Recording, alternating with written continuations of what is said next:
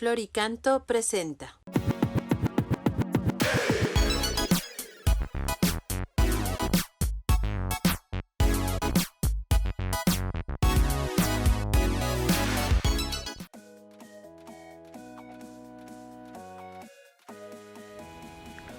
Hola queridos amigos, pues continuando con el evangelio de este domingo, viene ahora sí la parte en la cual la mujer se acerca a Jesucristo y le suplica, se postra y le suplica que sane a su hija.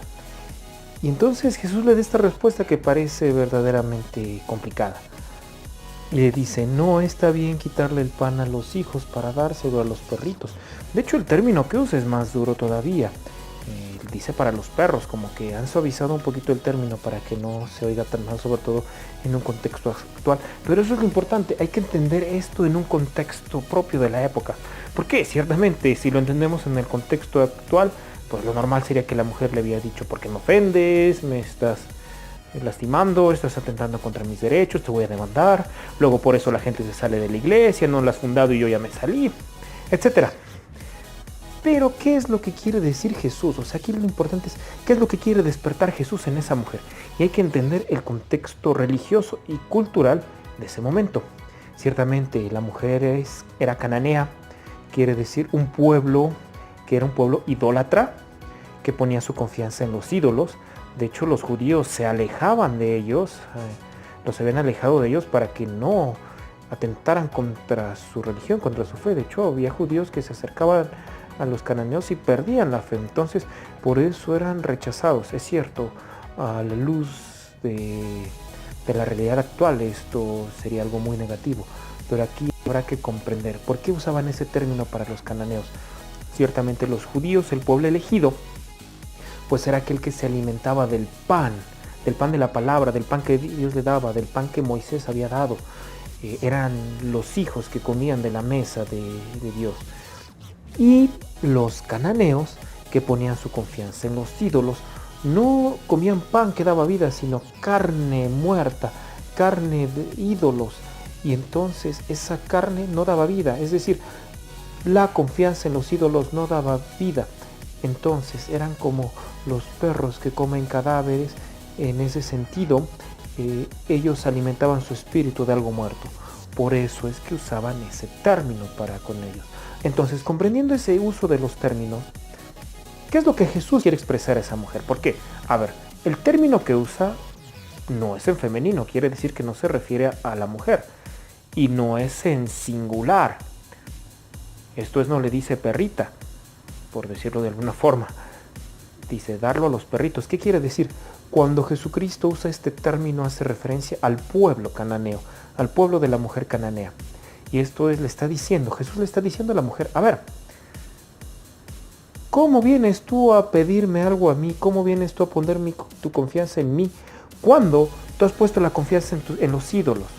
¿Cómo es que tú vienes a pedir del pan de Dios, del pan que alimenta, cuando tú has puesto tu confianza en los ídolos? O por decirlo más bien con mayor propiedad, cuando tu pueblo ha puesto la confianza en los ídolos. A eso se refiere con el no está bien quitarle el pan a los hijos para dárselo a los perritos. Es decir, yo he sido llamado en un primer momento a las ovejas del pueblo de Israel.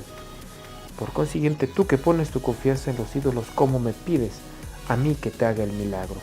Pero esto no era tal cual una negativa, sino era un poner a prueba, la fe de esta mujer para que esta fe fuera exaltada. Y efectivamente fue lo que pasó. La mujer mostró una fe grandiosa, porque le dice, no le reclama, le dice, es cierto, asiente a lo que dice Jesús, es cierto, mi pueblo no ha puesto la confianza en Dios, en el Dios verdadero. Mi pueblo ha puesto la confianza en los ídolos. Mi pueblo se ha alimentado de cadáveres, es cierto, tiene razón, pero lo que dice, los perritos se alimentan de las migajas que caen de la mesa de los hijos, es decir, pero aún así el pueblo de Israel no ha querido aprovechar aquellos dones que Dios ha dado. Y la mujer cananea lo que expresa es, yo estoy segura de que aquello que otros consideran migajas será para mí suficiente para que puedas hacer el milagro. Es decir, yo sé que mi pueblo no ha puesto la confianza en Dios sino en los ídolos, pero tus migajas, las migajas de tu misericordia, de tu grandeza serán suficientes para hacer el milagro que yo te estoy pidiendo. Entonces, lo que muestra la mujer es una fe grandiosa en Cristo, una fe muy profunda en Cristo.